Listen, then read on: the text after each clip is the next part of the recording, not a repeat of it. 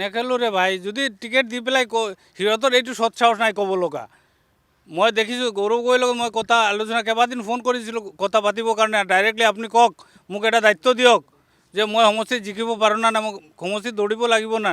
এই MP ইলেকশ্যনত মই দৌৰি দৌৰি সমষ্টি ঠিক কৰিলোঁ, তাৰপিছত মোক টিকেট নিদিলে। তে আকৌ যদি MLA দৌৰি দৌৰি সমষ্টি ঠিক কৰিম, তাৰপিছত তোমালোকে যাক পইচা টকা পাবা তাক টিকেট দি দিব। মই সেইকাৰণে কেইবাদিন তেওঁক ফোন কৰি কণ্টেক্ট কৰিব বিচাৰিলোঁ, কিন্তু তেওঁ আৰু একো ৰেছপন্স কৰা নাই। মই সেইকাৰণে ইহঁতৰ যদি এইটো সৎ সাহস থাকে, জিকাব পৰা এটা চিট নাপায়। মই এতিয়া ক'লোঁ তো যিটো অৱস্থাত দালালি ষ্টাৰ্ট হৈছে, বৰাকত এটা চিট পোৱা টান হ'ব। তেওঁলোকে ভাবিছে পাই যাওঁ আমি, আৰু 3টা সমষ্টি দেখিছে মাইনৰিটিটো কেতিয়াও নাপায়। মই কিহৰ উত্তৰ দিম? কোন কংগ্ৰেছ আকৌ কোন? এইবিলাকৰ কোনো নিয়ম নীতি বুলি কোনো ইয়াৰ নাই। ইহঁতে চবকেইটা দালাল। এই ৰঘুবীৰৰ এটা দালাল আছে যে কংগ্ৰেছ এৰি UDF কিমান MLA গৈ UDF জইন কৰে, আপোনালোকে চাওক, বেছি দিন নাই। সেইটো দিন আহি আছে। কংগ্ৰেছ এৰি দিব বহুত কংগ্ৰেছ নামৰ কংগ্ৰেছ চলি আছোঁ, ইয়াত কোনো কামৰ কংগ্ৰেছ নাই। মই কাক ঘণ্টাৰ চকজৰ, মই কংগ্ৰেছত মোক ঠগি পেলাই আনিছে। আপোনালোকে চিন্তা কৰক, মই UDF MLA আছিলোঁ, মোক আনিছে ইহঁতে ষড়যন্ত্ৰ কৰি আনিছে। আনি পেলাই কি কৰিলে তেওঁলোকে, মোক কংগ্ৰেছৰ জোৰ জবস্তি, আমাৰ হাইলাকান্দিৰ ডিষ্ট্ৰিক্ট প্ৰেচিডেণ্ট আছে শামছুল ইছলাম বৰলস্কৰ আৰু মীৰা বৰঠাকুৰে নি ভূপেন বৰা দালালটোৰ ঘৰত নি মোক জইন কৰালে। 1 নম্বৰ দালাল। তেওঁলোকে মোক MP টিকেট দিম বুলি কৈ MP টিকেট দিয়াটো বাৰু দূৰৰ কথা, 3 কোটি টকা লাগে। তাৰ PA যিটো আছে, ই আহি কৈছে আপুনি ইনষ্টলমেণ্টে আমাক টকা দিয়ক। কেনেকুৱা দিব পাৰে আপুনি কওক? মই কৈছোঁ নামটোতো মই পাহৰি গৈছোঁ। ভূপেন বৰাৰ PA। মই 1 টকাও দিয়া নাই কাৰণে মোক টিকেটো দিয়া নাই। সিহঁতে বেলেগ এজন আনি ক'ৰ পৰা দি দিলে।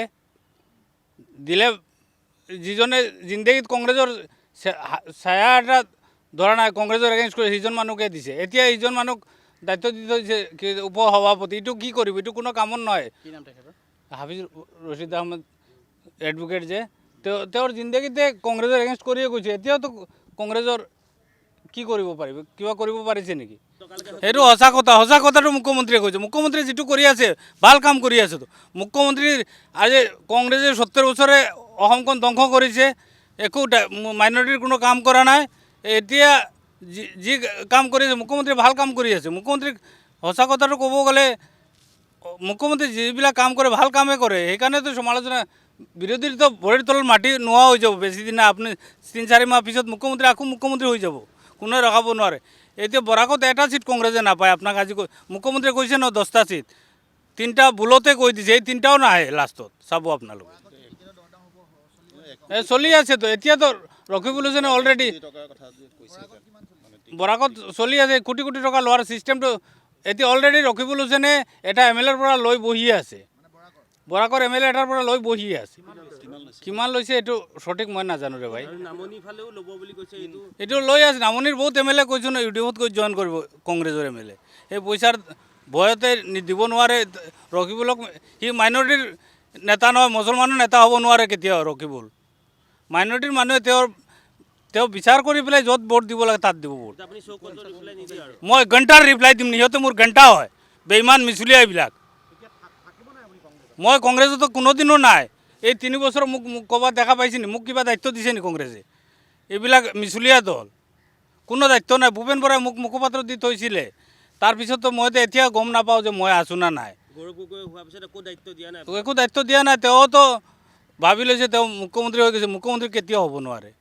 তেওঁৰ যোন সভাপতি, তেওঁ ভাবি লৈছে তেওঁ মুখ্যমন্ত্ৰী হৈ যাব। যিবিলাক সাংগু-পাংগু এইবিলাক চব দালাল। তেওঁক বৰবাদ কৰি আছে কোনে জানে। গৌৰৱ গগৈ ৰাইজে ভোট দি বনাই দিলেহেঁতেন, কিন্তু এতিয়া ৰকিবুল দালালটোৰ লগত লৈ গৌৰৱ গগৈ ডুবি আছে। কেতিয়াও নোৱাৰে। এই ৰকিবুল হুছেইন দালালটোৱে ডুবাই পেলাব। তৰুণ গগৈ চাহাবক ডুবাই খাইছিলে ৰকিবুল হুছেইনৰ দৰে কেইটামান মন্ত্ৰীয়ে। মাইনৰিটি এই যে এইবিলাক পাট্টা দিয়া নাই, এইবিলাক চব ৰকিবুল হুছেইন দায়ী, ৱাজিদ আলী চৌধুৰী এইবিলাক মানুহ দায়ী।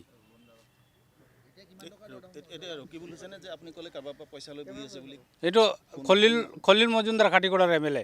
সি যদি MLA তাৰ সমষ্টিত গৈ কমলাক কয় কেনেকুৱা কাম কৰে আপোনালোকে মোক বুজাই দিয়ক। এইটো কোনে আমাৰ সমষ্টিত কোনোবাই গৈ কিবা কাম কৰিব পাৰিব নেকি? মই যদি MLA হওঁ, মোৰ যদি এইটো ৰাইজৰ এইটো আকৌ কয় MLA হ'বৰ কাৰণে খলিল, কিয় যাব লাগে সি আলকাপুৰ কাটলিচৰাত?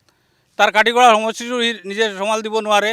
সি আকৌ যাব লাগে আলকাপুৰ কাটলিছত আমি নিজে আছোঁ মই আপোনাক কওঁ মই আলকাপুৰ মই হাইলাকান্দিৰ অৰিজিনেল MLA হাইলাকান্দি এতিয়া ডিলিমিটেশ্যন আলকাপুৰ কাটলিছৰ চব একগোট কৰি দিছে মই এইবাৰ বিনা পইচাত কোনোবাই টিকেট দিয়ে যদি মই খেলিম প্ৰস্তুত মই মেণ্টেলি সেই হিচাপে কোন দলে দিয়ে যোন দলে দিব বিনা পইচাৰ টিকেট যদি পাওঁ ক'ৰবাত মই খেলিব বাধ্য কংগ্ৰেছত টকা দিব নোৱাৰোঁ ৰে ভাই বিনা টকাত মোক যোন পাৰ্টি টিকেট দিব সেই পাৰ্টিত মই খেলিম কংগ্ৰেছ দিলে মই নেখেলোঁ আৰু কংগ্ৰেছে যদি সিহঁতৰ এই সৎ সাহস থকা যদি দি পেলাই একবাৰ টেষ্ট কৰক সিহঁতৰ এই সৎ সাহস নাহে কেতিয়া দৰ দামতো এতিয়া মুখ্যমন্ত্ৰীয়ে কৈছে 1 কোটিৰ পৰা 10 কোটি তাতকৈ বেছি হ'ব পাৰে ঠিক নাই কোনোবা এটা MLA কৈছে 12 কোটি টকা দৰ দাম হৈ আছে নাজানো আৰু হাইলাকান্দিৰ বিধায়কে কৈছে 12 কোটি টকা বজাৰ উঠিছে বোলে এই লাষ্ট গেটত সিদিনা শুনা পাইছোঁ হাইলাকান্দিৰ বিধায়কে তাৰ নিজৰ মুখেৰে কৈছে বজাৰটোতো আল্টিমেটলিতো এই গুৱাহাটীতে হৈ আছে দিছপুৰৰ পৰা নিয়ন্ত্ৰণ নাই নেখেলোঁ ৰে ভাই যদি টিকেট দি পেলাই সিহঁতৰ এইটো সৎ সাহস নাই ক'ব লগা মই দেখিছোঁ গৌৰৱ গগৈৰ লগত মই কথা আলোচনা কেইবাদিন ফোন কৰিছিলোঁ কথা পাতিবৰ কাৰণে ডাইৰেক্টলি আপুনি কওক মোক এটা দায়িত্ব দিয়ক যে মই সমষ্টিত জিকিব পাৰোঁ না মোক সমষ্টিত দৌৰিব লাগিব না এই MP ইলেকশ্যনত মই দৌৰি সমষ্টি ঠিক কৰিলোঁ তাৰপিছত মোক টিকেট নিদিলে তে আকৌ যদি MLA দৌৰি সমষ্টি ঠিক কৰিম তাৰপিছত তোমালোকে যাক পইচা টকা পাবা তাক টিকেট দি দিব মই সেইকাৰণে কেইবাদিন তেওঁক ফোন কৰি কণ্টেক্ট কৰিব বিচাৰিলোঁ কিন্তু তেওঁ আৰু একো ৰেছপন্স কৰা নাই মই সেইকাৰণে ইহঁতৰ যদি এইটো সৎ সাহস থাকে জিকাব পৰা এটা চিট নাপায় মই এতিয়া ক'লোতো যিটো অৱস্থাত দালালি ষ্টাৰ্ট হৈছে বৰাকত এটা চিট পোৱা টান হ'ব তেওঁলোকে ভাবিছে পাই যাওঁ আমি আৰু 3টা সমষ্টি দেখিছে মাইনৰিটিটো কেতিয়াও নাপায়